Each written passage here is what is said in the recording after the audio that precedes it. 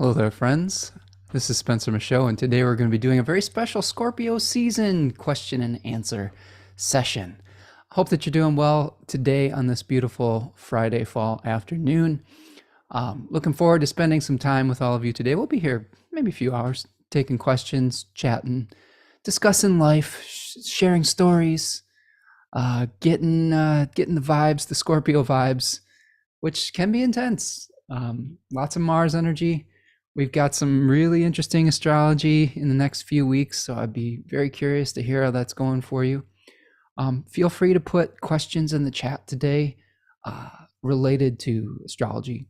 If you have questions about sports, gardening, life, etc., we're going to explore it through the lens of divination and just through our intuition today. So, do me a huge favor. If you have a question, put it in all caps in the chat box. Put question in all caps and then your question afterwards, and that's going to help me see it.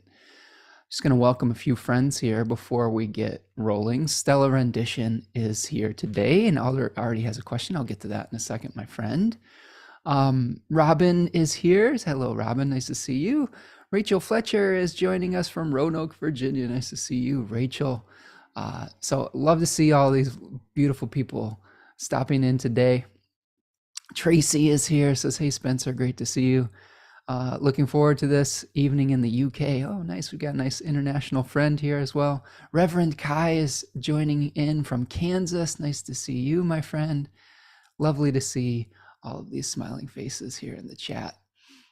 If you're new here, welcome. This is a kind of a little bit of a hangout that we do here on Fridays usually.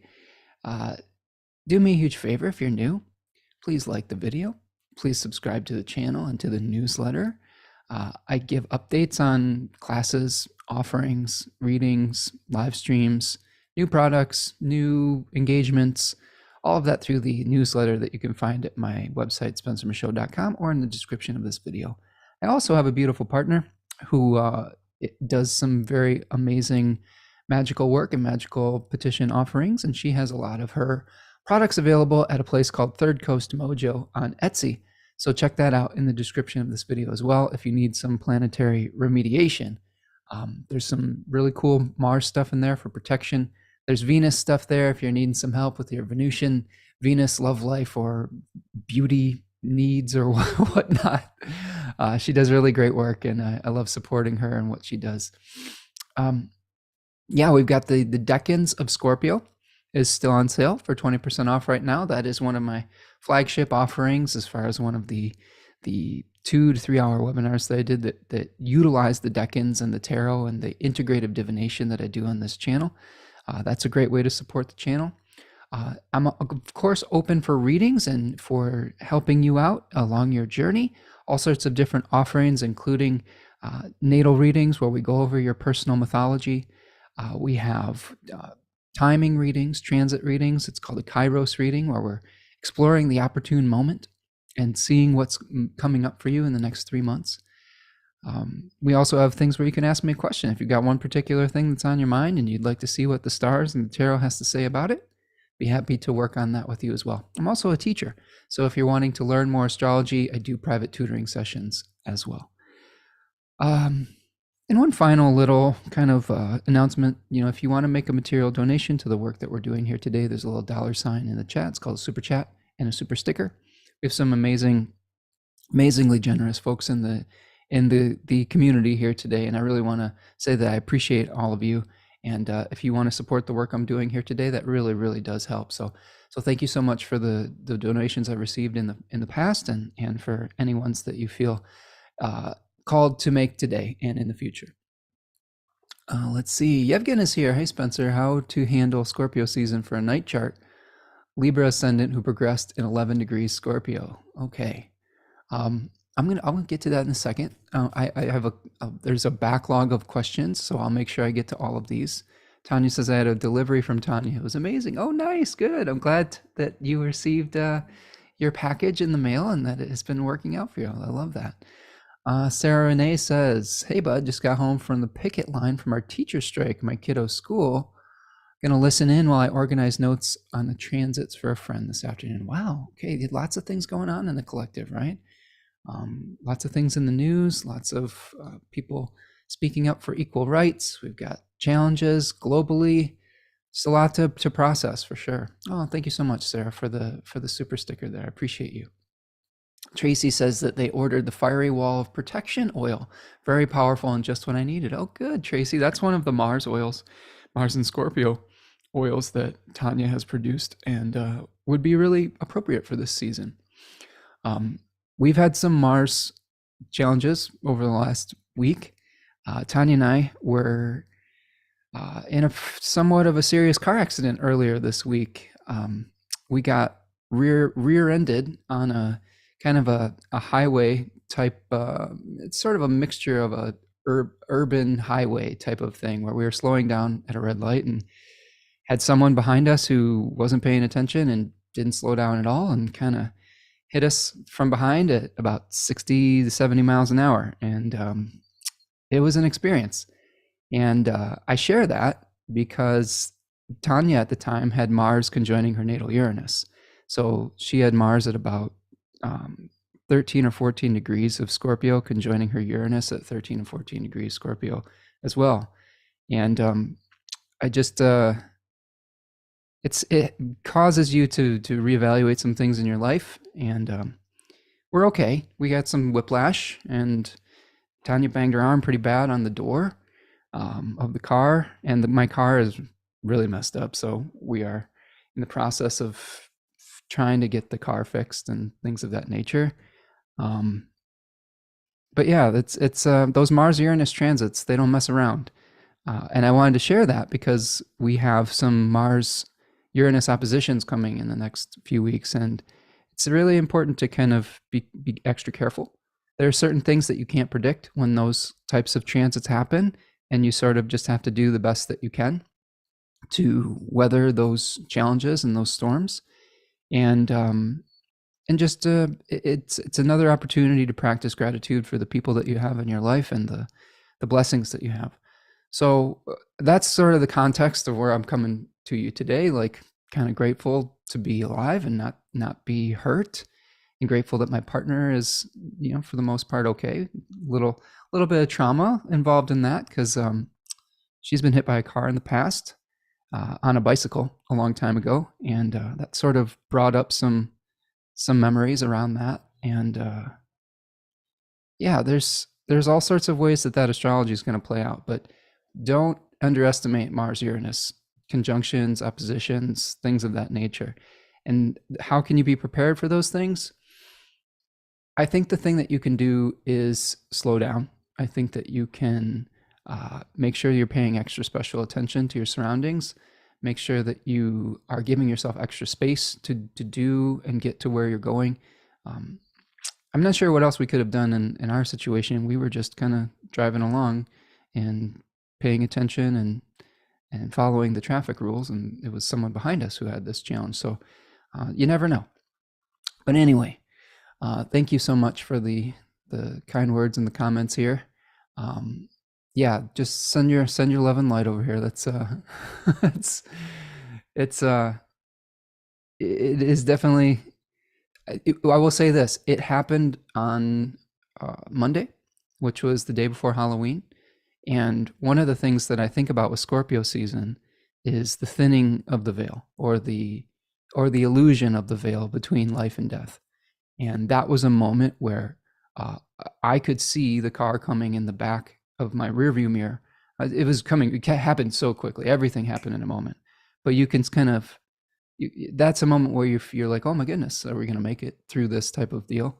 And you are closer to the other side, I guess, on some level. And there's a lot of really interesting thoughts that come through that about your own mortality, about appreciating life and all of those things. So and we are going through that as a collective too, as we witness some of the horrific things happening and playing out in the news as well, with the horrible tragedies that are going on in the Middle East, and sometimes feelings of helplessness about how we can make those changes collectively. And I don't have great answers for that. I'm I don't super want to wade into those waters. I just have a lot of empathy for people who are suffering um, in any situation. And a lot of times we have people who are innocent victims of much larger machinations than they have control over or whatnot. And there's always innocence and collateral damage when people in positions of power are playing those types of saber rattling games. So hopefully today we can be a little bit of a beacon of light, appreciate one another, and just spend some time with one another. Okay, I'm just looking through the comments here. Big Steph says, I can hear it in your voice, Spencer. Yeah, I mean, there are times in your life where you're just trying to parse it out, right? And you have I guess I would consider that a near death experience. Like things could have gone very differently. We really got hit pretty hard, and just one little thing different, and it could have ended up very, very differently. So you do tend to think about your life a little bit differently in those moments and the aftermath of them. Tarya is here. Says, hi, I might be the only Finnish representative today. I think Susanna is having a gig. Oh, Susanna is out playing her music. Says your last session took over 4 hours. Well, I don't think I'll be here 4 hours today. We might be here a couple hours. We'll spend some time together. But we'll keep it a little shorter today, Tarya. But I'm glad you're here and representing Finland for us. And good luck to Susanna if you're listening after the fact. I hope your gig is going well. Big Steph says, just a sideways step from life into death. Absolutely, Big Steph. This is something we think about in Scorpio season, is the moment, the how short these lives are in the grand scheme of things. Reverend Kai says, I'm so sorry, sending you both healing. Thank you, Reverend Kai. I appreciate you. Okay, so friends, let's lighten the mood a little bit. I just wanted to share that experience because it's Scorpio season, and again, just a couple dates I want you to keep in mind. And this isn't, I don't want to share this to create fear, but I want you to make sure that if there is anything that you can do to be extra careful during Mars transits, especially Mars-Uranus transits, I would highly recommend that. The next Mars-Uranus opposition that we are going to be experiencing is going to be on the 11th, 11/11. So Mars opposite Uranus on the November the 11th at 21 degrees of Scorpio and Taurus, respectively. Mars at 21 Scorpio, Uranus at 21 Taurus. And I talked a little bit in the astrology of November about possible weather events that might be challenging. And I'll keep you up to date because I'm a little nervous about it, to be 100% honest with you, because Tanya went through her Mars-Uranus conjunction and we had the car accident.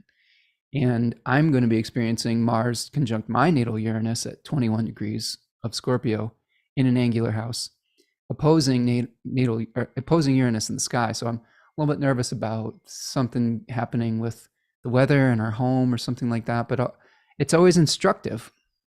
But send your protective and healing energy this way for that as well, because one way or the other, sometimes Uranus sends us surprises, and our resiliency is important. One of the things to understand about Scorpio is it's an extraordinarily resilient sign. It is something where they are completely calm in the face of a crisis.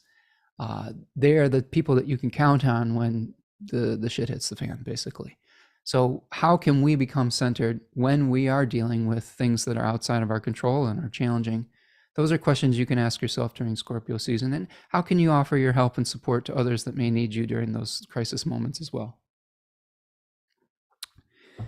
Okay. Let's see. So I'm going to go back to a question I had here from Stellar Rendition, who was talking about ninth house Pluto in Libra 3. And in my last live stream, I was talking about Pluto as being something that it's important not to ignore in your chart. Pluto often represents something that has been pushed down below the surface. We have Hades in Greek mythology as kind of a representative of the planetary motifs of Pluto, who is the lord of the underworld. And oftentimes in those stories, Pluto or Hades would erupt from underneath the ground. And there's a story of an abduction of Persephone and things of that nature. So oftentimes Pluto issues in our life will erupt like a volcano to be dealt with. They're simmering underneath the surface, especially if we ignore them for too long. You can see this collectively too. Right now, Pluto is in Capricorn, and we are dealing with the repercussions of ignoring some challenges in the way we govern around the world right now, and seeing some really awful tragedies perpetrated by various governments around the world. We're dealing with this as a collective in the United States as well, with the way we deal with wealth inequality and governance here, and having to deal with some of those challenges. So it's important for us to take a look at Pluto placements within our chart and say, how can we bring these things to the light so that they don't become this volcanic nuclear type explosion in our life when the pressure can no longer be suppressed. So Stella, so we're looking at Pluto in Libra 3. I have Pluto in Libra 2, so I understand this territory a little bit. I think that Pluto in Libra asks us to be very conscientious about the agreements that we're making with one another, the way that we maintain harmony and equilibrium and balance within our life. In my own experience, with Pluto in Libra 2, the second decan of Libra, which is more associated with oaths and contracts and agreements, I've had multiple situations in my life where I've had a lot of power struggles about agreements, like for I had a broken relationship earlier in my life where we had to do a lot of litigation around a shared custody type of thing. So you could see, like, by repressing that and having power struggles play out within that, there's a regeneration that happens around that. I also had a number of divorces in my early childhood, so like 5 different step parents and things like that, where there was a lot of change that happened through my viewpoint of what is a commitment, what constitutes a balanced arrangement, an agreement, a marriage, etc. So for Pluto in Libra 3, Libra 3 is more related to how do we restore right proportion and maintain harmony after we have negotiated an agreement. How do we maintain our inner peace even when there are imbalances and chaos raging around us? So Stella, I would say, for Pluto in your 9th house, there may be some challenges around, like she was talking about wanting to take all these classes, like with the 9th house being related to higher education. So that's one manifestation, right? Like maybe having to deal with an imbalance around how you pursue higher education. It could also be related to having some really imbalanced experiences in relation to orthodox belief systems or religious organizations. I don't know if you're raised in a religious household or something of that nature, but there could be something like that could play out. Their 9th house is also related to the legal system and the law, so there may be things that you may have to deal with in regards to that as well. So always want to see it in context of the rest of the chart. And Stella was saying that they have Jupiter and Saturn there as well, so those things are also going to be playing out. But I think that here's what I will say about the Pluto part of that, Stella.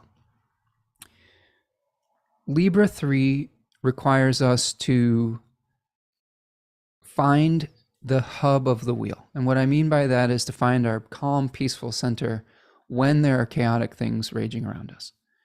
So Pluto will ask you to do that, to create positive change in your life. If you continually rely on external situations to find peace, that's when you'll start to get backed up like a clogged toilet. I think of Pluto energy as like the plumber that unclogs the toilet, and that can be really messy. It can be really difficult. So really pay attention to how you can create peace through, whether it's through education, the law, how you relate to your spirituality. See if you can connect with your own peaceful center and bring that energy to the situations rather than constantly needing to pursue an externally balanced situation that is almost impossible to find consistently. So I hope that answers that question for you, Stella. That's a good question.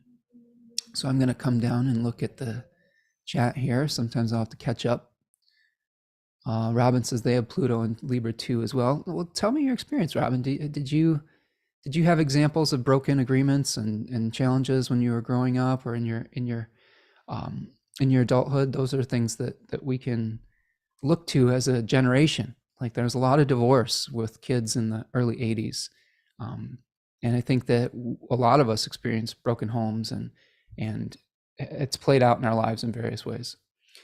Big Stuff 63 says Pluto Uranus conjunction in Libra here. Pluto to me can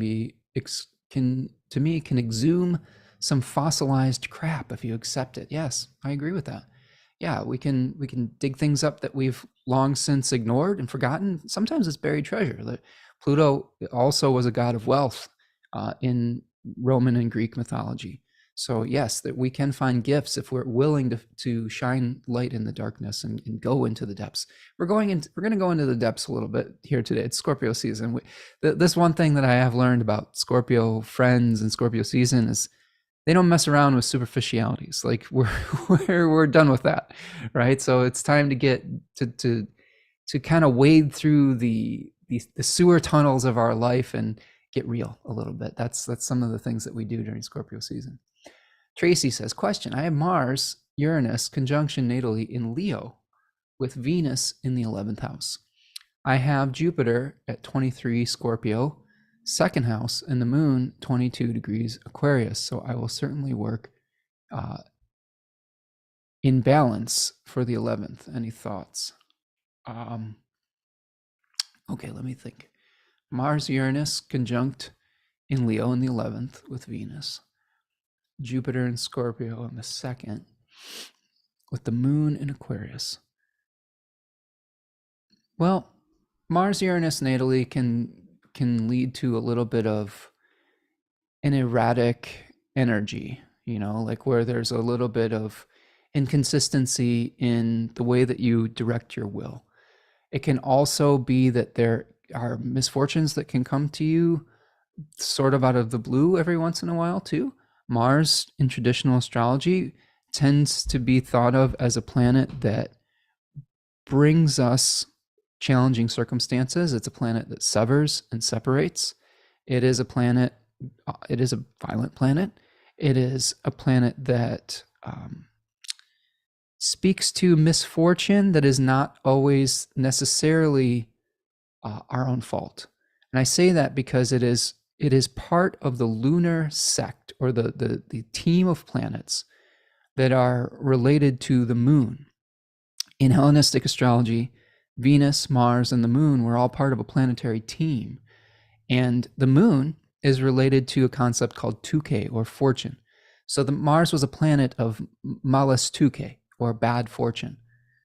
So oftentimes when we have Mars Uranus in a chart in the 11th house here, sometimes there could be challenges that come to you through groups that you associate with, through people, maybe your community.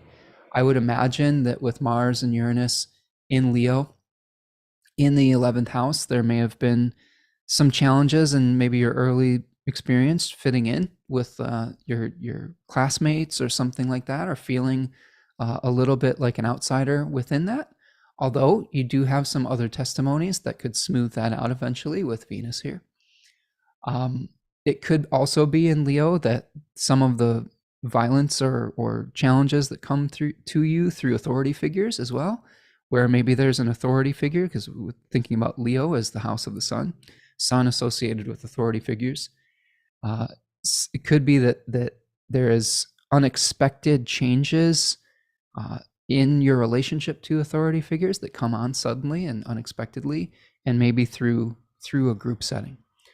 And all of that square Jupiter in Scorpio can, it depends on what Jupiter is hosting.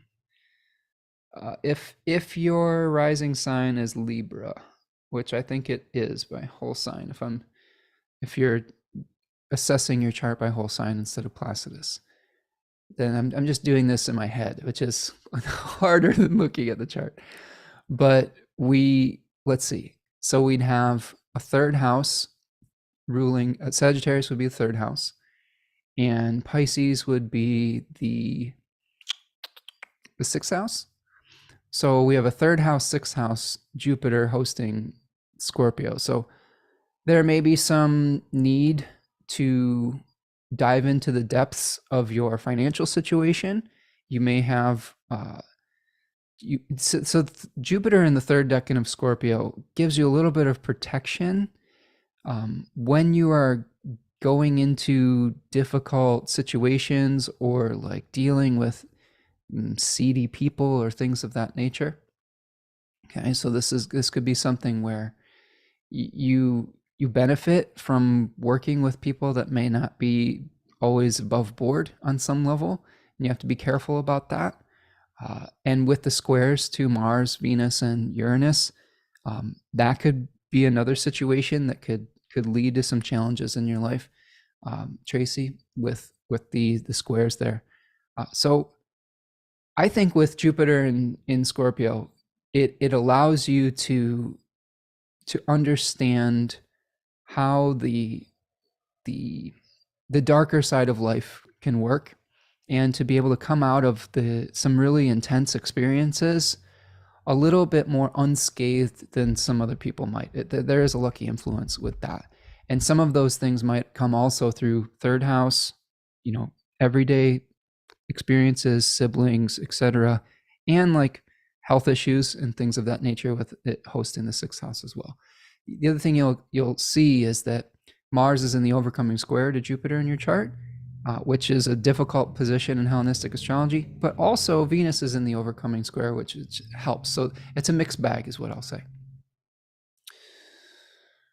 And then, with the Aquarius moon part, everything's kind of T-squared. So this could also be, could lead to a desire to leave a certain situation.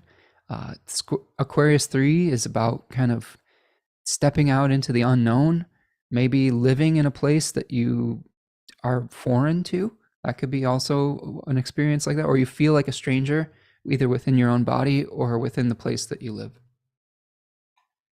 So let me know, Tracy, if that's resonating for you. Big Stuff 63 says, buried treasure under the shit. Yes, I am an 8th house Scorpio sun. Yeah. I mean, this is the thing where we are in the period of the time of year where we are dealing with decay in the Northern Hemisphere. So we are dealing with having to accept death. We had a big frost here the other day, and all of the late season beautiful flowers from Libra season that had been hanging on in my yard just instantly died. We had a really big freeze, and everything just went away. All the leaves just fell off in like one night, and it was, you were like, yep, it's Scorpio season now. Like, this is the time where we're accepting that there is decay, but hopefully coming into the alignment with the faith. Okay, sometimes Scorpio is associated with faith as well, and it's the faith that eventually form and growth will return, that the spring will return. So I did some physical labor yesterday. I have it's kind of a big parking lot in the back of my yard. This house we live in used to be rental, and so they paved a bunch of stuff. And we have a bunch of maple trees back there that shed all their leaves. So I did some raking, and I raked the leaves off of the pavement into the margins. I've been encouraging people to leave the leaves. You don't necessarily have to rake them up or chop them up. Sometimes the leaves are necessary to provide future sustenance and nutrients. Also, those leaves can also be places where beneficial insects and butterflies and moths can overwinter and be reborn in the spring. So I'm encouraging people to leave the leaves. And, you know, I had to get them off of the pavement, though, so that they didn't rot on the pavement and block the big drain that's there. But there's all sorts of different ways to come into alignment with this season. Let's see. Stella says, I get it. So this is in relationship, I think, to the Pluto and Libra we were talking about. On the way, I use my learning is to help me find and utilize tools to help me stay balanced in the chaos that tends to be around me, which occurs often because of my Mars Uranus moon dynamic. Oh, good, Stella. So there we go. We have some good connections there for sure. Yeah, that's really the key is your inner work, your inner calmness and peace can help restore balance to a situation. That's the main lesson I've learned. I have the part of spirit in the third 10 degree section of Libra, and oftentimes I've heard other astrologers, I can't remember exactly who this was, but they were saying that we are part of spirit, which is a lot that is calculated by the distance of the sun to the moon, and then vice versa, whether you're a day or night chart, is oftentimes the qualities of that sign or decan are how we react when we are meeting our fate, when we're meeting an important moment in our lives. And I have noticed that when there are really, really important decisions or events in my own life, two things happen. One, I get really quiet. I get really like the Four of Swords card. I get in that peaceful pose. This happened to me when I got the news that my mother passed away last year, as I kind of doubled over for a minute in shock. And then I immediately just sat down in like a meditative pose. And I was there for like 30 minutes. I just went to a very quiet place and was centering myself, and it was automatic. It wasn't even something I was intending. I just happened. And this is something I would highly recommend when you are dealing with those placements for sure. Tracy says, yes, so helpful. Jupiter helps me to see that and protective. So true, mixed bag. Yes, Aquarius, I'm living in a strange place now. Same country, but no friends here. So helpful. Thank you, Spencer. Oh, thanks, Tracy. Well, I'm sorry that it's difficult connecting. I feel this a little bit myself. Since the pandemic, I've been much more isolated than I used to be. A lot of it through my own choice, but just the circumstances as well. And it can be difficult to connect. This is why I like doing this work here too, because we can connect with one another through the safety of our own homes, through the international airwaves, and hopefully provide a little oasis in our day. And this is why this is a place, to me, for everyone. Like I really try to keep this a sacred sanctuary. We have people from all over the world. We have people from all over the United States and Canada, Europe, etc. And people are welcome here. As long as you're kind to one another, you're welcome here. And hopefully this is a little break in your day while you're cleaning or cooking or just experiencing the birds outside your window. And hopefully we're bringing you a little bit of companionship along the way as well. Julene says, hey, Spencer, hope all is well with you this week. Popping in to say, you were right again. Congrats on your series prediction. My analysis was wrong and clearly biased. Julene is referring, thank you, Julene. And yeah, we're doing okay here. If you just popped in, it's a little bit of a somber moment today because we're kind of recovering from sort of the shock of being in some semi-serious car accident earlier this week. But it's that Scorpio season, and we've been talking about Mars-Uranus conjunctions today. But yes, Julene, on a lighter note, what Jolene's referring to is that I have a method for predicting the outcomes of championship games in particular in major sporting events. I use the nodes of the moon, the north and south node, as well as other testimonies. And I've been on a little bit of a streak here predicting these games. About 3 weeks ago, when the playoffs were just beginning and when there were 8 teams still left, I did predict that the Texas Rangers would be the World Series champions. And I did this without watching I'm going to admit this. I did this without watching a single baseball game the entire season. If you had asked me to name a player on the Texas Rangers before the playoffs, I wouldn't have been able to do it. I admit ignorance in that. But what I will say is I do trust my technique, and I do trust the chart. The chart never lies. And I saw some patterns in Bruce Bochy's chart, the manager of the Texas Rangers. In particular, he had an Aries sun conjoining the North Node, transiting North Node in Aries during the World Series. And that looked very auspicious for him. And there were a couple other testimonies as well that you can check out on the Astrology of Sports on the Nightlight Astrology channel.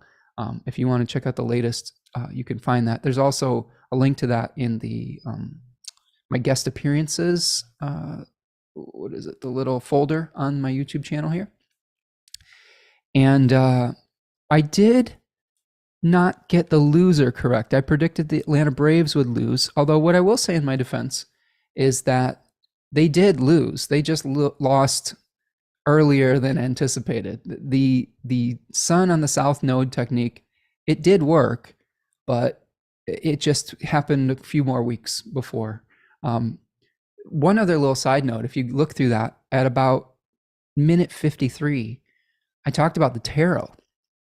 And I always do multiple divinations for things. I look at a chart, and then I do a tarot spread. Sometimes I'll do an I Ching, because I feel like there are threads that I'm looking for throughout all that. And I did tarot spread for those teams as well.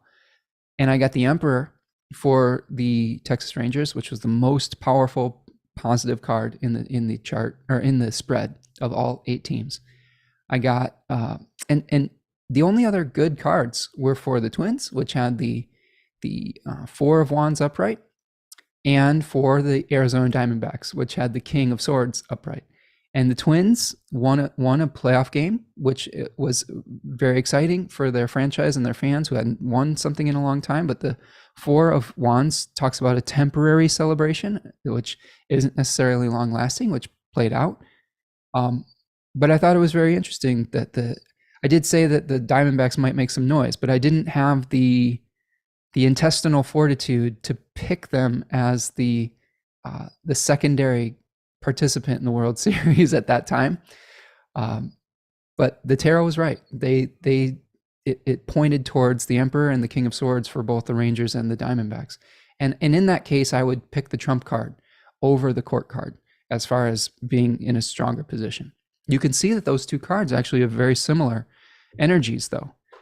And in hindsight, that would make sense. So I want to show you these cards because this is instructive.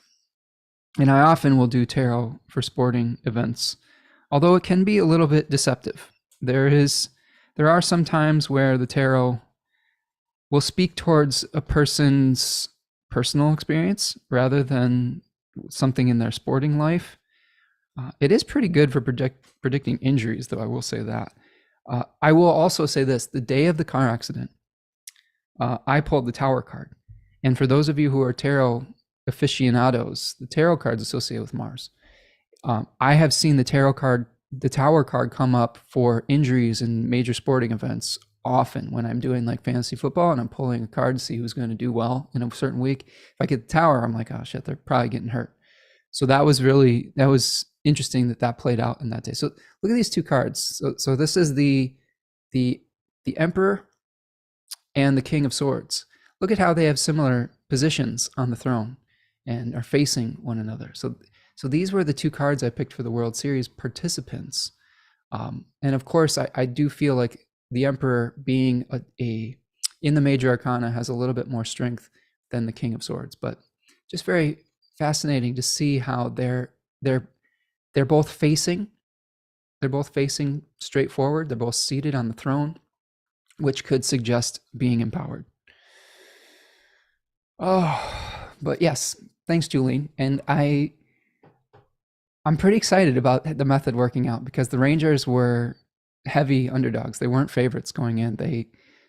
I believe Kip pointed out that they were plus 490 or something in the gambling line. I don't know much about that, but he was pointing out they were pretty heavy underdogs, which we discussed that if the Rangers came through, that would be a pretty amazing feather in the cap of the technique working.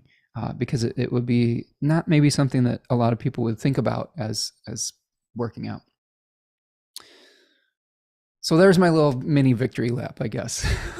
I'll try not to belabor it, but it is fun when you get these things correct, and I always feel good when the astrology works, and a lot of it is just happiness at seeing the method play out and trusting the chart and seeing that a method that you are committed to continues to work. Tracy says, do you have hedgehogs in the leaves? You know what, Tracy? We don't have hedgehogs here in Michigan. That would be amazing because they're amazing little creatures, and it would be so adorable if we did have hedgehogs. But we do have squirrels.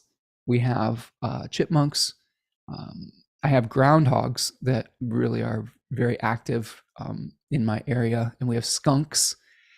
And we will have an occasional badger every once in a while, and they're different than the Eurasian badgers. The American badger is a little bit, it doesn't have as long of a snout. They got a little bit of stubbier face, but yeah, there's all sorts of creatures though in that will utilize the leaves and the brush that remain as a home that will keep them warm and keep them safe, and beneficial insects and moths and things of those natures that are pollinators that are really important for the health of our ecosystem moving forward. And there's a woman on Instagram that I follow. Her name is her handle is Black Forager, and she's from Ohio and has some really great information on how to live closer to nature and foraging and things of that nature. And she was talking about leaving the leaves isn't going to kill your grass either. Actually, it makes it healthier. So I would highly recommend removing as much grass as you can with native pollinator plants. But if you need some lawn and you're worried about leaving the leaves, if you need a little bit of turf to play on for the grandkids or whatnot, it's not gonna harm the grass. In fact, it might make it healthier. Okay, Rachel says, "Oh, I forgot you were already live. We moved to daylight savings time last weekend."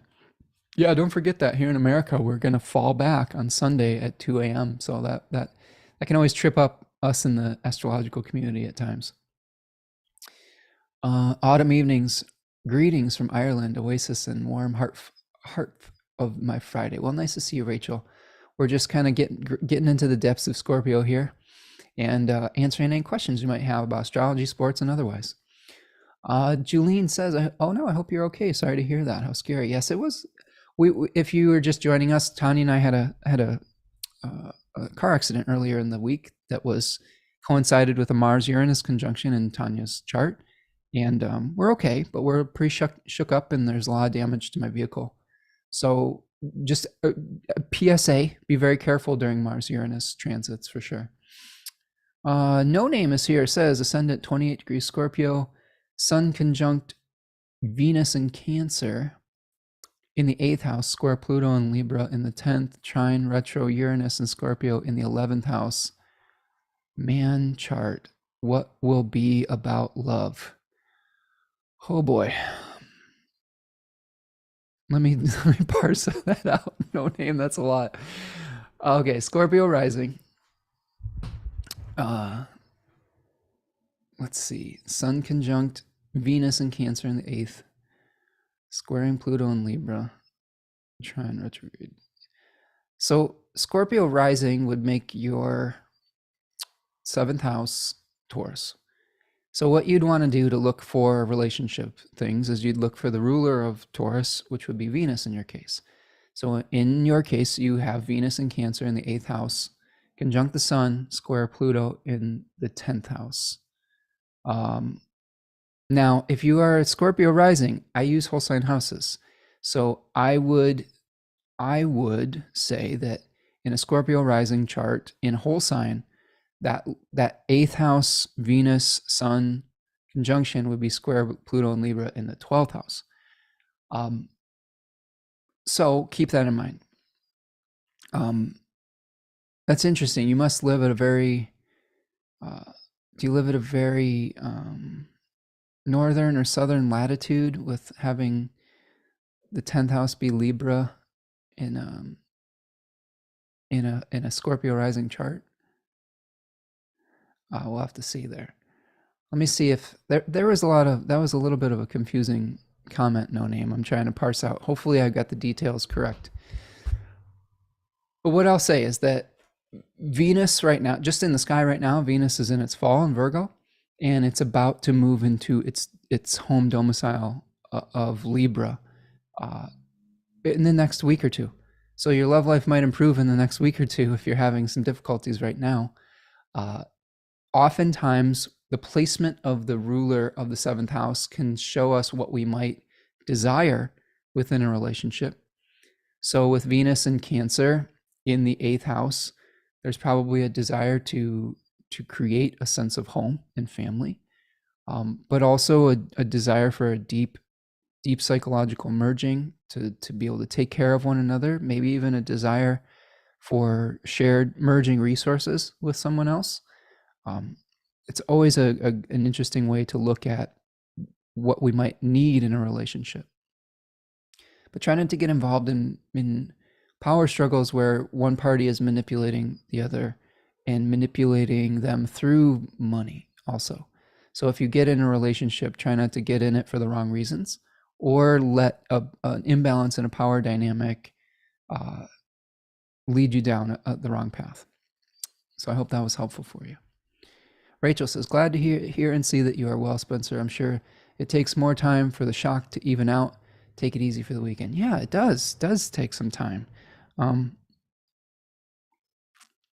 Beyond the psychological challenges and the physical, like sore necks and bruised arms and things like that, it just creates a lot of work for you, like dealing with insurance and bureaucracy. And our car might be a total loss. Well, we're still getting an assessment on that.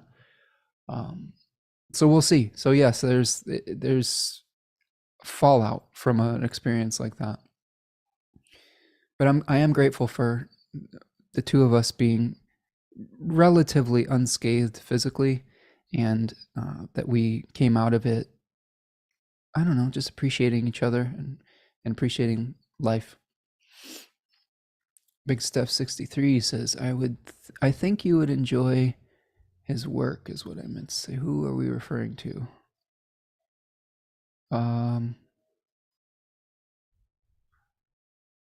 Big Steph, whose work are we referring to? Oh, Michelle, thank you so much for the super sticker. Appreciate you, Michelle, and your consistency and your generosity. It really does. I notice, and it really does help. So I appreciate you. Michelle says, what happened? I'm coming in late. Sorry to belabor this for those of you who are listening from the beginning, but Tony and I had a car accident this week, and we're rear-ended at about, while we were slowing down to a stoplight, a car came at about 60 or 70 miles an hour and crashed into the back of us without braking at all, and banged us up pretty bad. So we're recovering from that mentally, emotionally, physically, etc. But finding gratitude within the process. Jillian says, that's amazing. I'll keep watching and learning from you. Okay, good. Tari has a question. Mars Kazemi is so interesting and rare. Is there any meaning that it happens in opposition to Algol? Wow, yeah. So let's unpack that. It's a good question, Taria. Mars is going to be moving into conjunction with the sun, into the heart of the sun. I'm going to pull up a chart for this because this is an interesting one, Taria. So let's look at the chart for this. One moment. So here is a chart, and let's go to the Mars Kazemi. This is going to be happening at 25 degrees of Scorpio on November the 17th. And the question is Algol play a part in this? So here's our conjunction. And Algol is down here at 25 degrees of Taurus. So technically in opposition to that fixed star. If you're unfamiliar with what a cazimi is, it's when a planet is said to be renewed in the heart of the sun as it makes its conjunction. So we're going to be looking at a rebirth of sorts for martial activities, especially related to both the Scorpio area of our life and to the Aries area of our life, Aries topic. We also could see some other challenges or significations related to Leo because the sun is involved here as well. I saw a really good comparison, like in the last week or two, about an old soldier who was retiring and a new soldier being called upon to go to war or go to battle. So this might be the type of experience where you're retiring an old battle, and you're getting some insight into what the new experience might be that you may have to tap into martial energy for. So as far as opposing algol, in my practice, I tend to look mostly at conjunctions of planets and fixed stars. I do know that there are astrologers out there who look at aspects to the fixed stars, oppositions, squares, etc. But if we're thinking about activating Algol, Algol is a planet, or I'm sorry, is a fixed star that is in the kind of the Medusa constellation, right? The where we see her blinking eye. It is a binary star that gets eclipsed. It's a red blinking eclipsed star that blinks in and out of existence. It's very malefic. It's very challenging. Historically, the Chinese would call it, or Chinese astrologers would call it, the piled up corpses. It has also been given a little bit of a makeover in recent years related to feminine empowerment. So we could see it in that regard as well. So if we think of the Mars cazimi opposite that star, maybe there is a new maybe there's a new conflict that we have to rise to challenges to. Maybe it is through it is trying to take into account feminine issues as well. Like the story of Medusa is that one version of the story of Medusa is that it was raped in a temple, and was in one version of the story punished by the gods for desanctifying that area, even though it wasn't her fault. There's other versions of the story that say that Athena gave her the power to protect herself against her attackers. So we could see something being ignited with an opposition around feminine empowerment issues around the cazimi potentially, and some challenges to that. I know in America we have abortion rights challenges that we're experiencing, like with the Supreme Court and various states trying to take those rights away from women.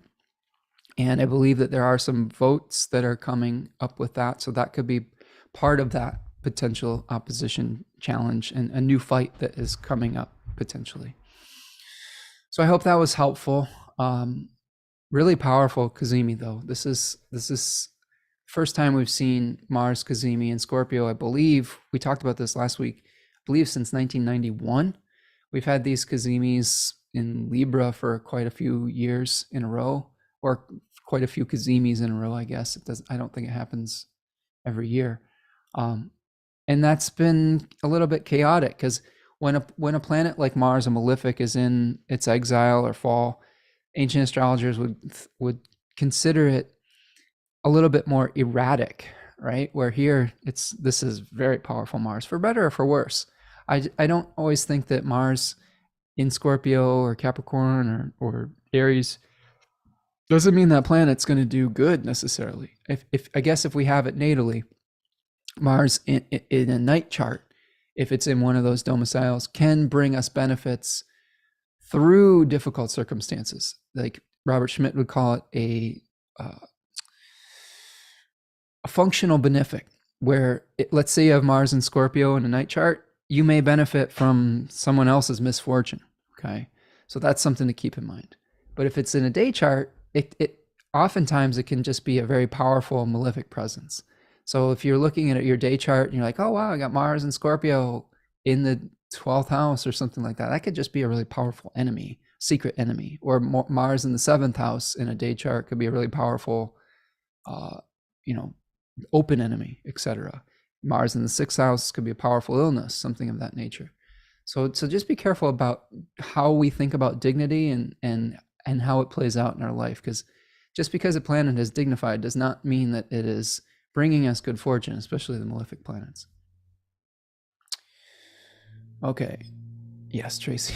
Yes, Tracy.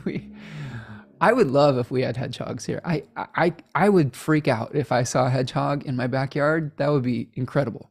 I had a experience with a musician from Australia. For those of you who remember the musician Gautier in that song back a few years ago, somebody I used to know, and I was like, but you didn't have to cut me off, you know. That one, now you're just somebody that I used to know. Well, he came to my hometown here of Ypsilanti, Michigan, and I ended up having an experience where I saw him and his band just kind of playing Frisbee outside the venue beforehand, and just kind of went up to him, was like, hey, how's it going? Like, you're Wally, right? You know, Wally DeBacker is his real name, and just had a nice chat with him. And he's like, you know, mind if we join in your Frisbee game? We played some Frisbee with Gautier, and he let us in the back way, and we got in before the rest of the general admission, and he asked us to hang out with him after the show, which was very cool. And one of the things I noticed is that he was very, very taken aback by squirrels. Like, he was like, we do not have squirrels in Australia, and this is amazing. And for those of us in North America, squirrels are just so ubiquitous that we take them for granted. But he was just, his mind was blown by how the antics of a squirrel. And I can only imagine, like, maybe Americans being able to see a little hedgehog, our little brains exploding from seeing something that cute in our backyard. Okay. Tracy says, America for shock, as you no doubt know. I mean, yes, like, we're going through them right now. I think we'll see. I'm pretty, I am not super looking forward to this 11/11 day. Like, this is one that's on my radar, friends. Just, and it's important not to get too afraid of these things, but this is one of the things in astrology that astrologers, their ears and eyes perk up when they see Mars Uranus oppositions. So this is something where we have a really, really powerful Mars heading into the Cazimi, opposing Uranus. This is something where we may experience a misfortune due to circumstances that are greater than us, that through hubris, that are outside of our control. So whatever happens around this period of time, it's important to understand that sometimes some of these things are unavoidable, like weather events. And how do we maintain our composure while we're dealing with these things? And we can prepare as much as we can. Like, for example, if you know that you're in a place that's susceptible to extreme weather, make sure you have an emergency plan. Make sure you have emergency supplies or backup power sources or things of that nature. Give yourself extra space during a Mars-Uranus opposition. If you have the choice to stay home during that day, it wouldn't be the most, it would be potentially a wise choice to make. Although, like I said, when it's a weather event, it's hard to avoid these things completely. But know what your plan is in advance, within reason.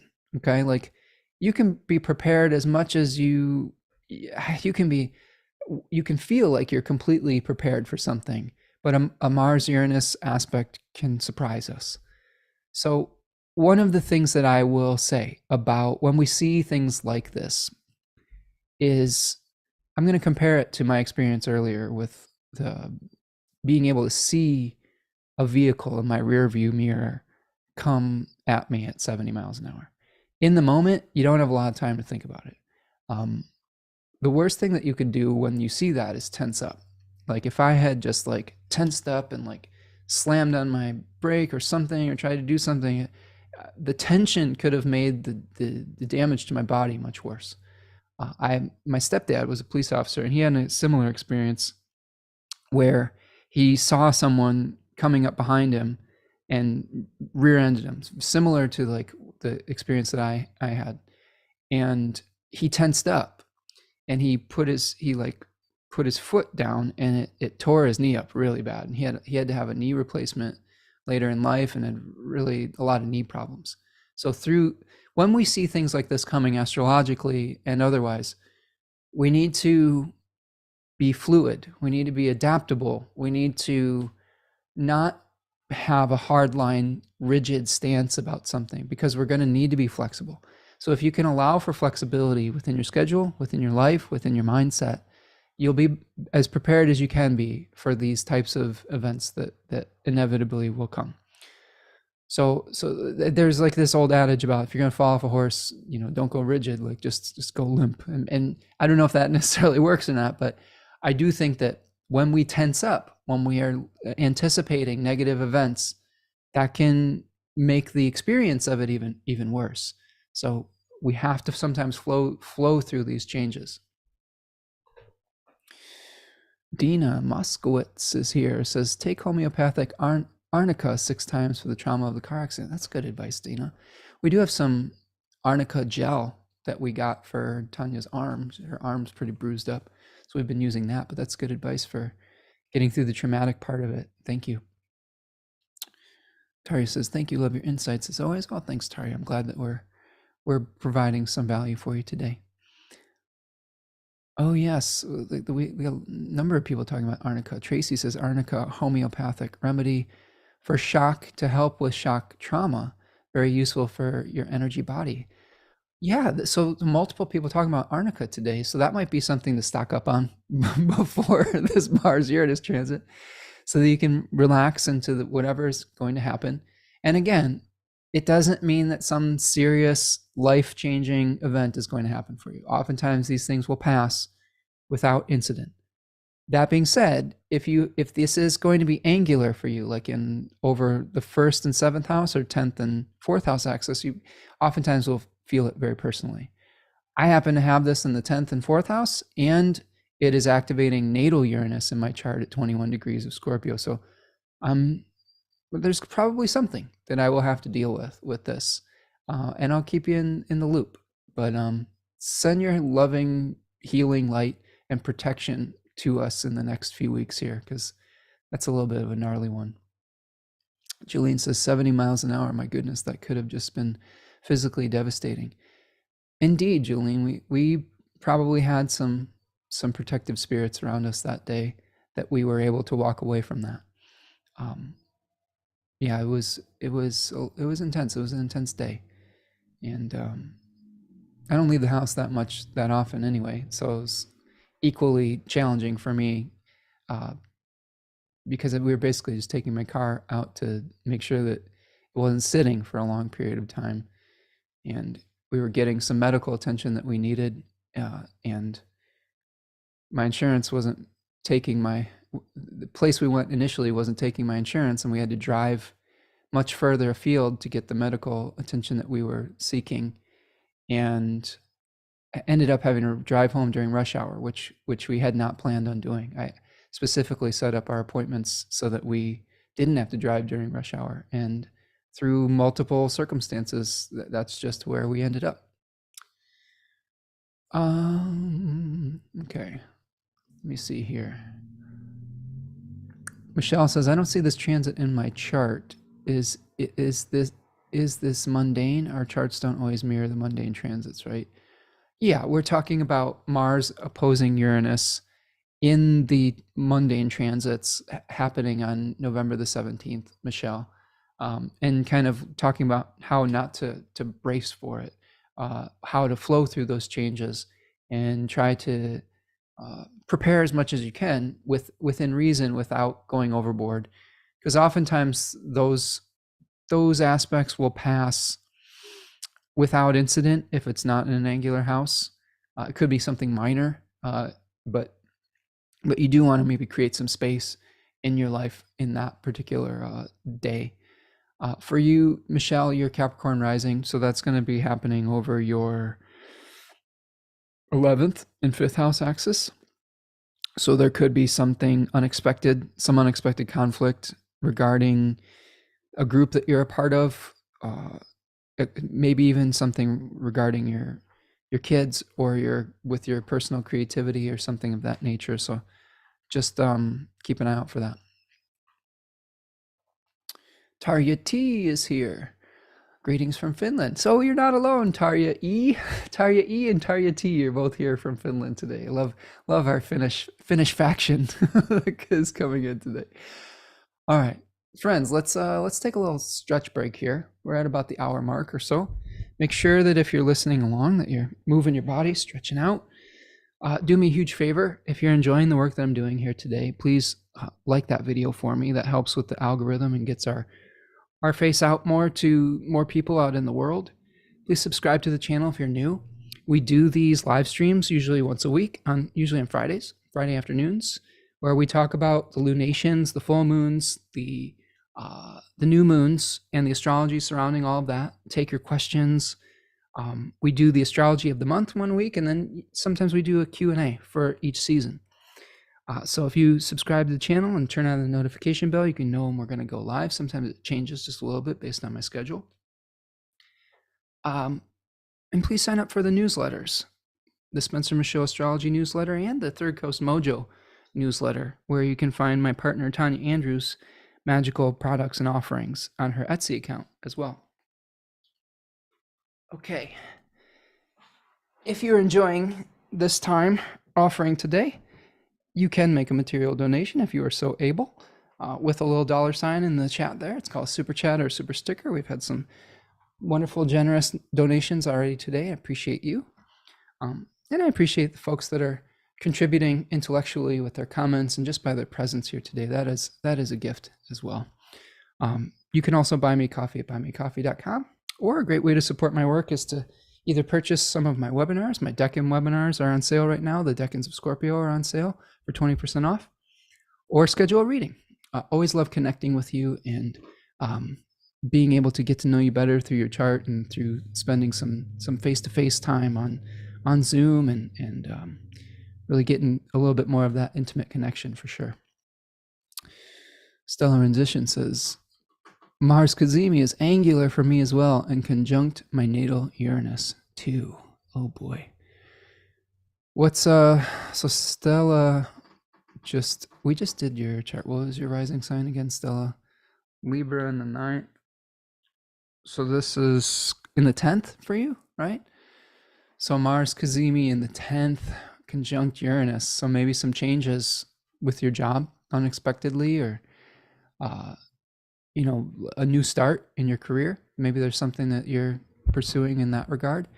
For Tanya and I, we've been making a lot of changes and plans about our living situation. We live in a duplex right now, and we've been trying to make changes so that we can not have to have a tenant again, which was not a fun experience for us. It was necessary to pay the mortgage, but being a landlord isn't really in my temperament, I guess I will say, or ethical worldview. So we've been trying to figure out how to make it work without that. So maybe that will be a significant moment for that. Dina says, can you talk about transiting moon's effects on planets? And Stellar Rendition says they are Aquarius rising. That makes sense. So yes, you'd have Scorpio in the 10th house there. Dina, the transiting moon effects on planets. So I'm going to pull up a chart again. That's a good question. So the way that I think of the moon, Dina, is let's go back to the chart of the moment. So the moon is a planet that collects light. So it is both collecting and disseminating light. And in traditional astrology, you could think of the moon as the cylinder or the spikes on a music box cylinder. This is the way I've always thought of the moon. And you can think of the planets as the keys that it's striking. So the moon will activate different planetary energies within a chart as it transits and within the transiting sky. There are also Renaissance techniques where they would think of a planet like the moon collecting the light from one planet and transferring it to the next as it moves from one aspect to the next. So like here's an example. Let's see, the next aspect that we have in the sky here is to Venus, I think, right? So we have the next traditional aspect. Let's just think of it that way. I don't necessarily want to think about the outer planets with this because generally the outer planets aren't visible, so they don't have light to collect.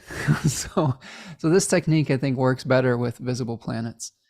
So let's say the last aspect that we experienced with the moon, if I'm seeing this correctly, is the trine from the moon to Mercury. And it is taking and carrying that light from Mercury to Venus.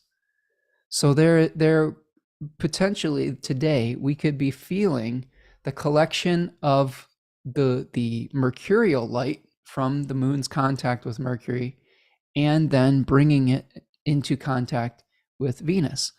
So let's say in this Aquarius rising chart, this is a special shout out to Stellar Rendition here.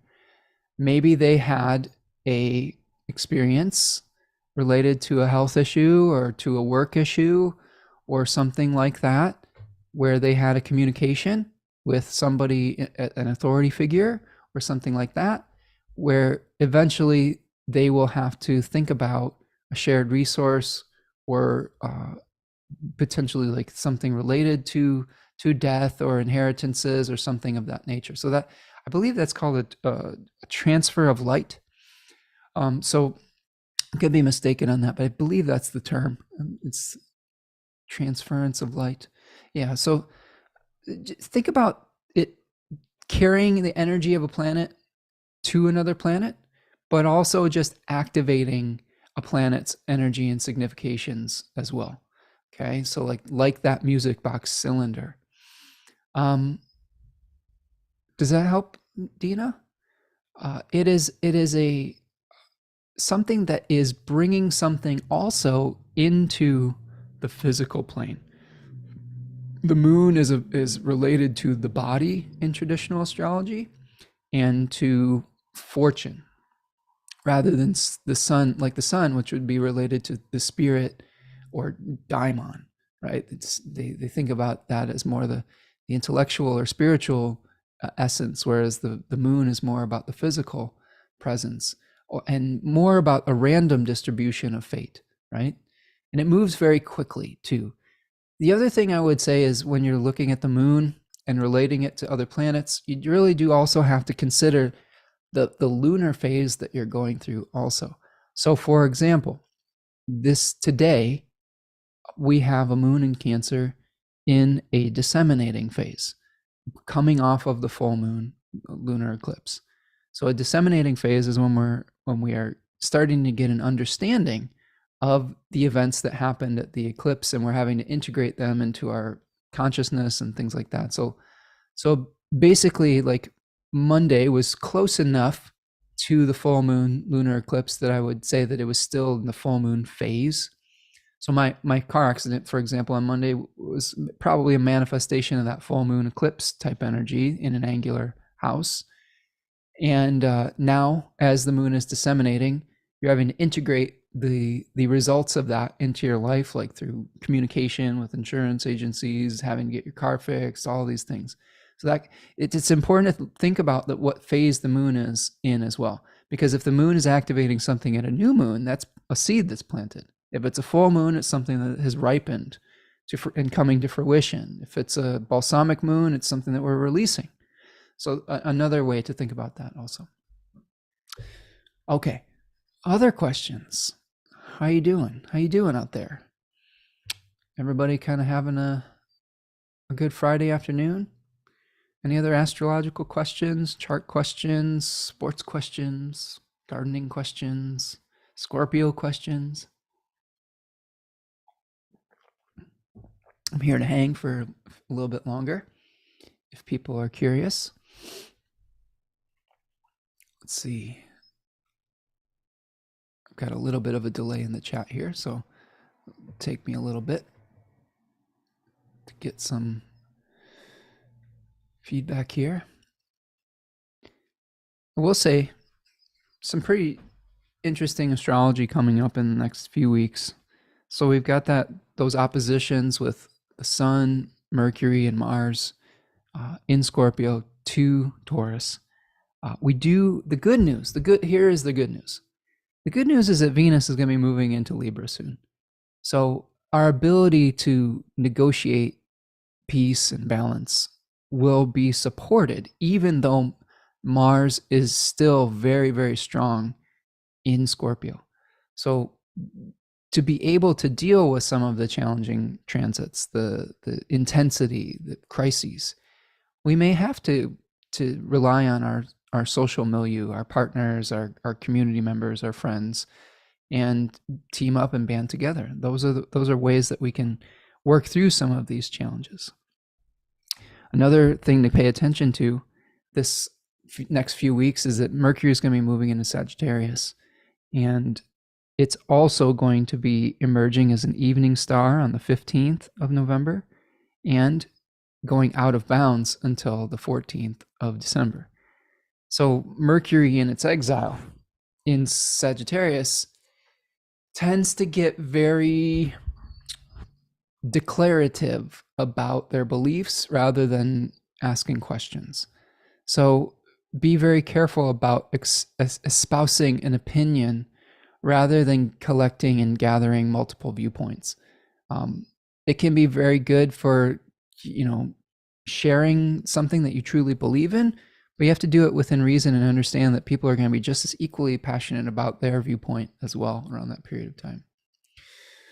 Tarya, and when all of these planets start moving into Sagittarius, they're going to immediately start squaring Saturn. That's the other thing I didn't mention is we are in the middle of Saturn stationing direct in this moment. It's going to be stationing direct tomorrow, November the 4th, and we are feeling Saturn slowing down here today.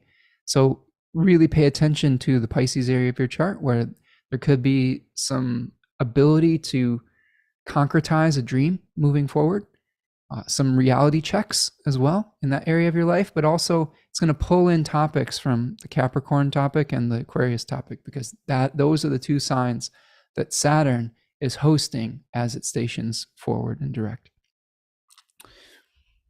Tarya says, I like a lot of Mars in Scorpio. It was terrible when it was in Libra. It's going strong. I agree with you. I would prefer it in Scorpio depending on the contacts it makes in our charts.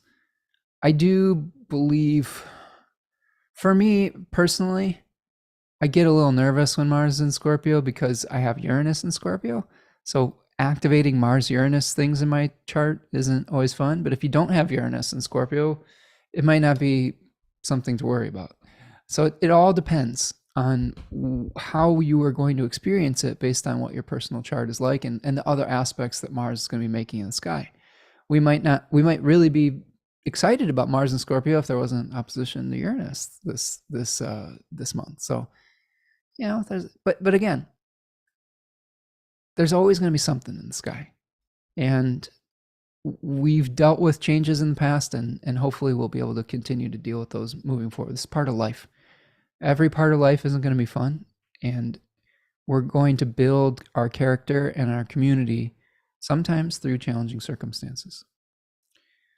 Big Steph says, my youngest daughter turns 30 tomorrow. That means I turned 60 in a couple of weeks. Wow, well, happy birthday to your daughter, Big Steph, and happy 60 to you in a couple of weeks.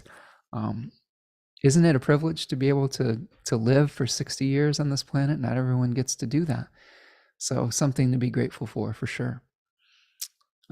Michelle says this will be my Venus return. Ooh, so a Venus return in Libra or Virgo, late Virgo. That'll be a very auspicious Venus return if it's in Libra. That's cool. Tammy is here. Nice to see you, Tammy. How you doing, friend? Question: what are your thoughts on the Scorpio new moon on natal Neptune? Okay. Tammy, I have your chart. Are you comfortable with me sharing your chart? And it's okay if you're not. I just want to ask permission because it might be a good teaching example. If you are comfortable with that, I'll wait a little bit and hear your response. But just general thoughts on the new moon on natal Neptune. I'd have to understand which house it's in. I can't remember, Tammy, off the top of my head, which house that would be for you. But I think that this Scorpio new moon that's coming up is going to be in the final degrees of Scorpio, at 20 degrees of Scorpio, the third decan. It is going to be also, yeah, so Tammy's okay with it. So I'm going to pull up Tammy's chart because Tammy is someone I've worked with before in the past. And I will show you, and then I'll be able to give you a much better understanding of that just based on all the things that we're seeing here. And this is the type of work also that I also do when I'm doing transit readings for folks. So I will look at these moons on people's charts. So Tammy is a Gemini rising. You can see her chart here, May 28th, 1966, 7 a.m., Jefferson, North Carolina, if you're listening, without the video. And Tammy's asking about a new moon on natal Neptune in the 6th house with Mars conjoining the South Node. So first thing I would do if I'm looking here, I'm going to see, is it making any aspects to any other planets in the chart? Okay, we want to see if there's other parts in the conversation here. We do have sort of an opposition with Mars that's perfecting in the natal chart. This new moon is also opposing Uranus, okay, in the 12th house. So we have the Mars-Uranus opposition. So a couple of things, Tammy. This new moon is in a decan that is related to the Seven of Cups. And the Seven of Cups oftentimes is interpreted by tarot readers as trying to separate fact from fiction and trying to make choices based on our desires. Oftentimes, this decan can be one that speaks to releasing something we may be addicted to as well. I've seen a lot of people with placements in this particular decan struggle with addiction and are really resilient, though. There's a resiliency about this decan where we can come out on the other side of a challenge. It is the decan where when we accept that an old form is no longer bringing us vitality or pleasure in particular, because it's a Venus-ruled decan, we are able to finally let it go and return it to the earth. Now you have a double whammy here, Tammy, with this activating your Neptune, which can also distort reality and have a dissolving type of experience. So there may be some kind of health challenge issue or work-related issue with the 6th house, okay, where you are making a new start, potentially trying to learn how to let go of an old form that you were hanging on to, okay? And Mars is going to be really powerful, hanging out with your south node, opposite Uranus. It also could be bringing in themes of a group that you are a part of as well. Okay. I could imagine that maybe this is something like if you have some friends that were maybe not the best influence potentially, that this could be the beginning of releasing some of them so that you can have a healthier life or lifestyle potentially. This could also be something where just there's some challenging things that you're having to deal with that are not necessarily your fault either. The sixth house is the joy of Mars. We talked earlier about Mars being potential challenges that come to us or misfortunes that aren't necessarily our fault. It's a planet of Malus Tuke. And it takes the strength of character, the strength of Mars to overcome them. So what I would say, Tammy, is that if a health challenge comes up, if you're examining your habits, don't be afraid to release the things that aren't serving you around this period of time. Even if it causes you to have to change the community that you're a part of as well. If there is something in your life that you're hanging on to that at one time brought you joy and pleasure and vitality, but is no longer bringing you that, it's okay to let it go. What you're going to do is you're going to liberate energy to be able to move forward with your life with a life that is a reflection of who you are now, not who you were in the past. And that is an enormous gift. And this is where the faith comes in of the transformation and rebirth that we see associated with Scorpio. That transformation and rebirth is the faith to be able to die like the phoenix, right? To be able to burn into ash and then rise again as a beautiful tiny baby phoenix. So I think that that's part of what's going on here. It may be the death of an illusion. It may be the death of a habit. Maybe the death of something that you were pursuing that wasn't good for you. Okay, hope that helps. How you doing? Does that resonate, Tammy? Any feedback or reflections with that? Sometimes I will say when we do really specific delineations on the channel, it's the opportunity to have a restorative conversation that I would normally have in a reading is more limited. So what I will say is that if you do ask me these questions within a reading, there is a back and forth where we can unearth these things. And because what I would hope to avoid, especially when we're looking at maybe what could be a difficulty, is I don't want to open up a nerve or a wound or something like that without giving you the tools to work through it. So hopefully I brought some peace and solace today, or some way moving forward, and without touching too closely on any nerves or anything of that nature. Okay. All right. Other questions? Luna Storm is here. Says stopping by to say hello. Nice to see you, friend. Michelle is talking about having Libra Venus return. That'll be fun. Julene is experiencing the same new moon. Julene, is this happening on your Neptune as well? And did any of those themes resonate for you as well? It'd be really fascinating to see people who are having multiple people with similar placements going through similar challenges. This is one thing we've been doing with the Deck and Walk, is sharing our collective stories and seeing how it plays out in different lives. Tammy says, thanks. Only addictions are coffee and ice cream. I could use a new start with health and work. Okay, good, Tammy. Good. And we have little pleasures here and there that I think we're allowed, right? Within reason.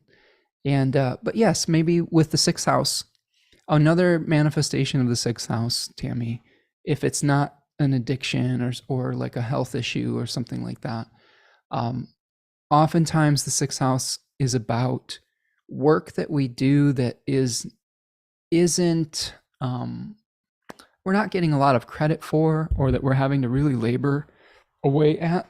And maybe this new moon here with Mars conjoining your south node is helping you to let go of some of the burdens of your responsibilities, where you are doing things for other people that where you're not really getting the right compensation or acknowledgement or things of that nature as well. And being able to increase your ability to rest and to have peace and solitude with the north node in the 12th house there. So that could be part of it too, for sure. Dina says, Gen X people with Neptune in Scorpio. Yeah. Yeah, that's what is that? Like early 70s, late 60s, Neptune, Scorpio, mid 70s. I'm a Neptune Sag person, and I'm 1980. So maybe it's 60s and 70s, because Neptune hangs out for like 15 to 20 years often, right? Julene says, yes, Neptune in the 6th. It is trine my Saturn in the 10th. I'm feeling physically stronger and working are really hard these days, remaining hopeful. Yeah, so Julene too, maybe this would be something to think about with maybe releasing some of the attachment to the work too. Or asking yourself if the work is a reflection of who you are now, and is it still bringing you vitality? Okay, Mars in Scorpio, and Scorpio in general, tends to hang on. It's fixed to the dying life force, and tries to eliminate any threats to that. So maybe on some level, if you have a 6th house new moon coming up with the Scorpio here, we may be hanging on too tightly to identification with work that isn't bringing us joy anymore. Maybe this is a start of acknowledging that and finally letting go. Mortal Wild is here. What's up, Carol? It says it's going to be conjunct my Lilith and Neptune in the 10th. Oh yes, you're an Aquarius rising. So Lilith isn't one I use a ton in my astrological practice. If you have experiences with Lilith, I'm open to it. I just don't have a lot of experience using Lilith. Black moon Lilith, I guess you'd call it. But that's sort of like a dark moon, right? Like a shadow lunar experience. But maybe for Carol, with that new moon in Scorpio in the 10th, maybe there's an attachment to a public persona or role or job or career that isn't bringing you joy or vitality or support anymore, and needs to be let go of. So that could be part of that journey for you, Carol. And we all go through these changes. It's okay. Like, it's okay to go through these changes. I've gone through many metamorphoses of my public persona, from being a music performer and teacher to being an astrologer, to whatever is happening in the next iteration of who I will become. And it's okay to not have to be the same thing all the time, especially as we learn and our wisdom changes in the world. Certain things that attracted us in the past sometimes lose that attraction. And it doesn't mean that we are wrong in the past. It just means that we're different now. And it's okay to be different and to be fluid. In fact, it's when we accept those changes, that's when we're moving in alignment with the Tao and the divine plan, and with the currents of our lives. When we resist, we often cause suffering for ourselves mostly, and for other people.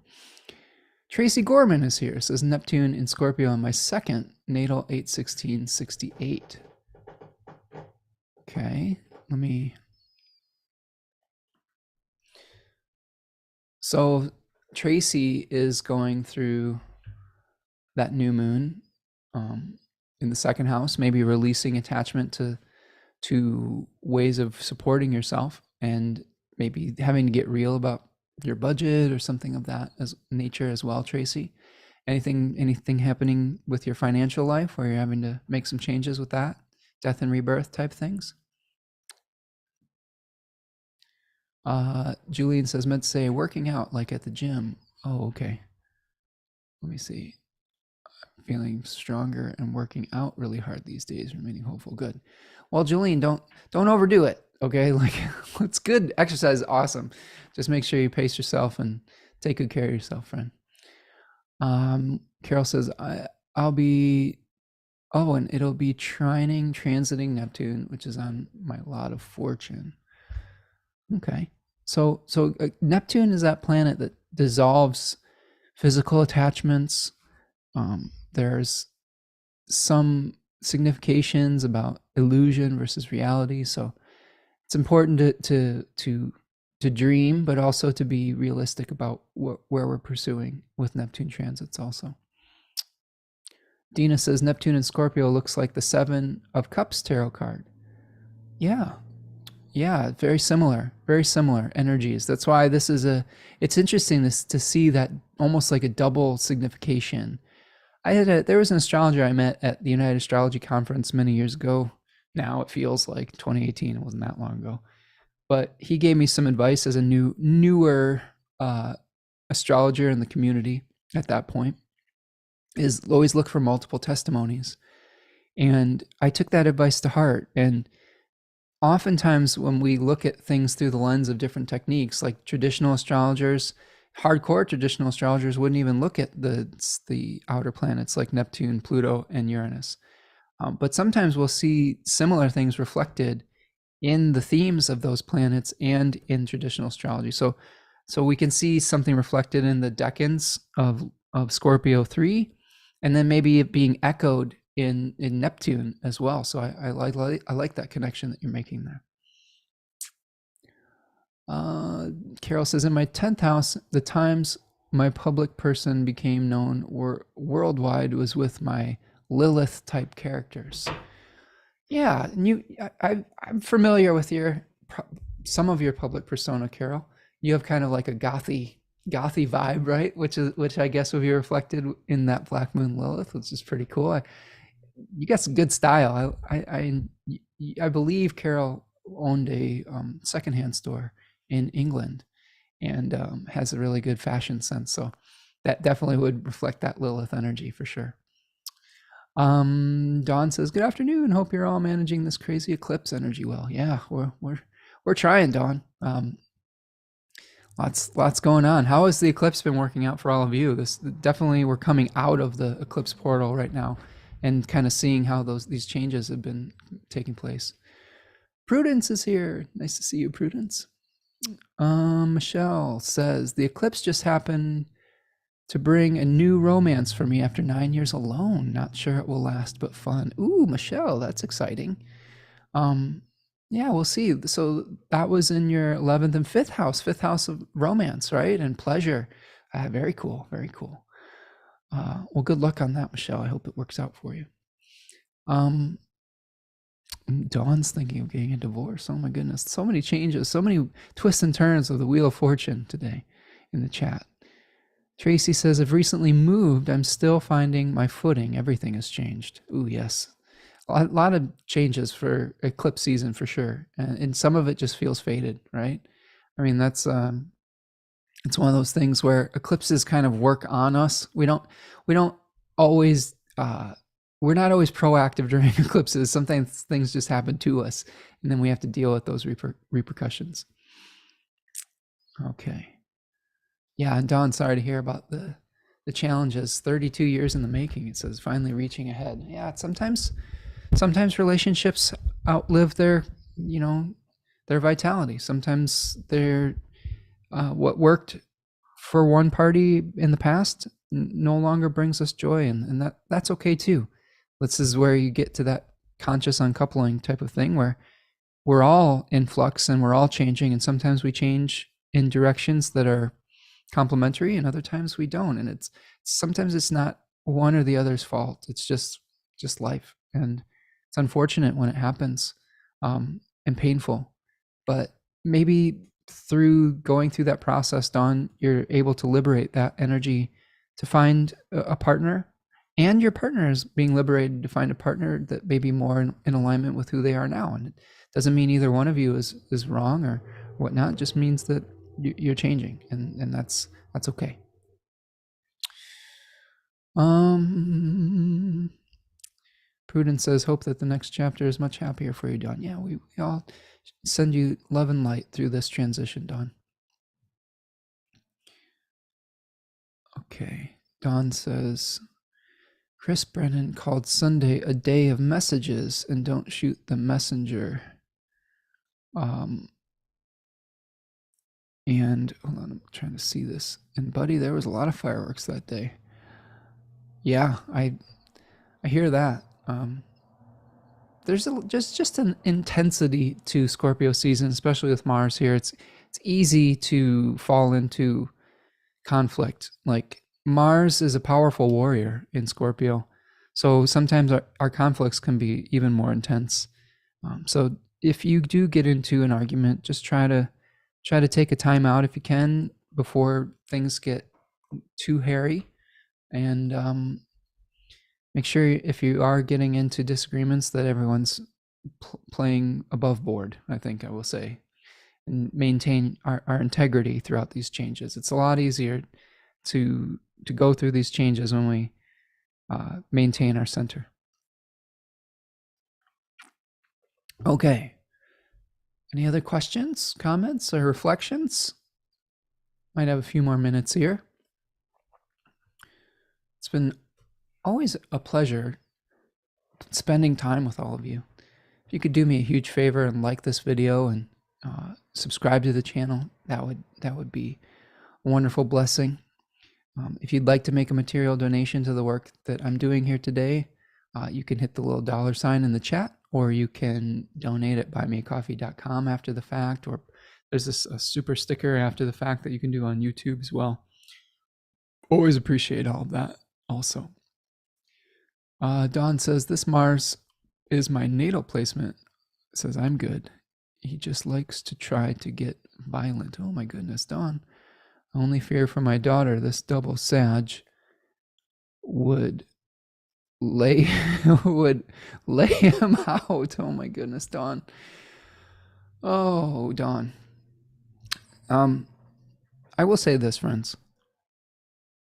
As an astrologer, I come into contact with a lot of trauma and a lot of really difficult situations.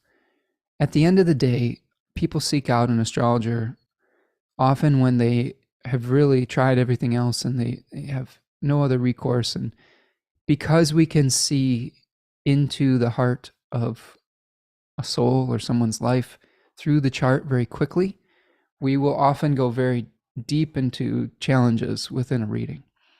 And the one deal breaker that I often see in relationships is domestic violence.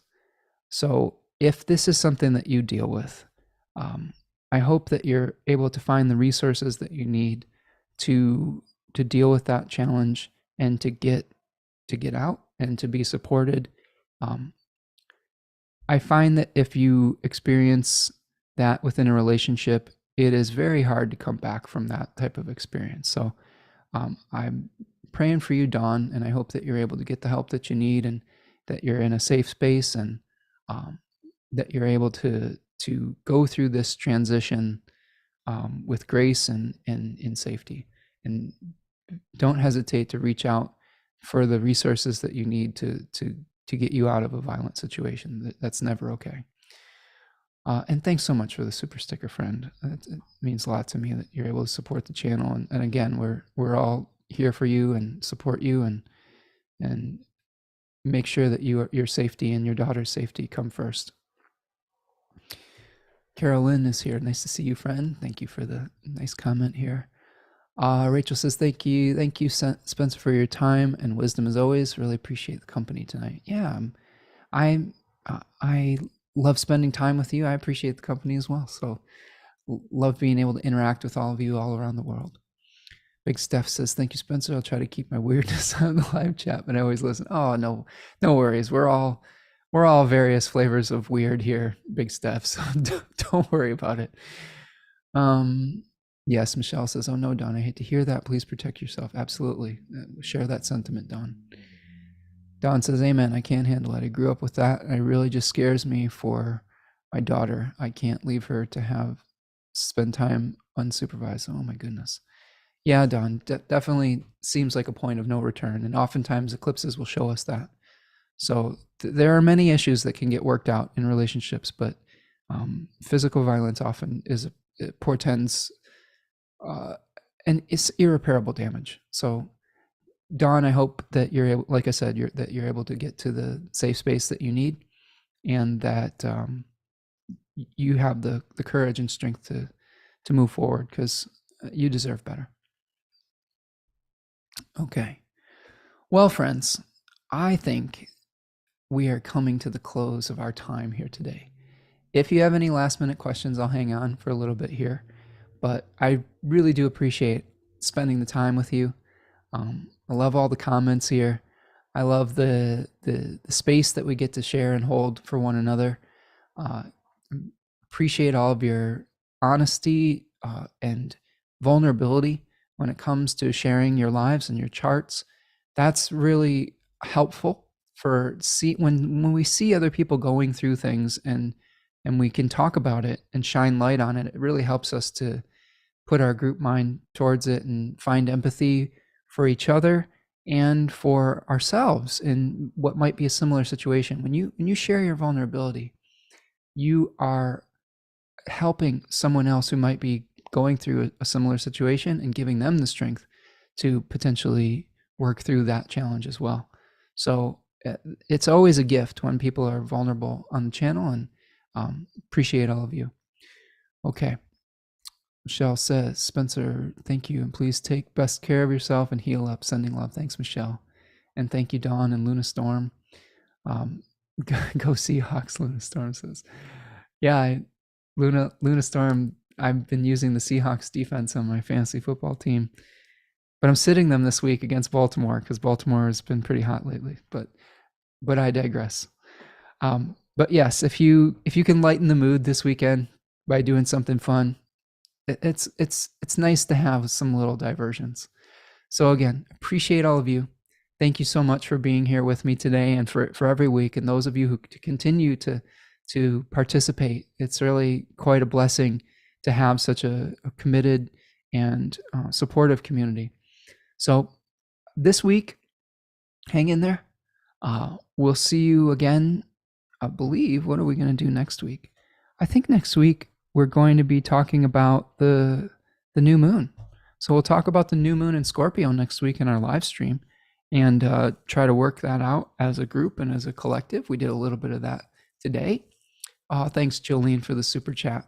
Appreciate you, friend. And just go easy today. Be kind to yourself. Be kind to one another. Remember, we've talked about the difference between kindness and being nice. Kindness does not necessarily mean that we let people overstep our boundaries. Kindness means that we stay within our integrity, even in difficult situations.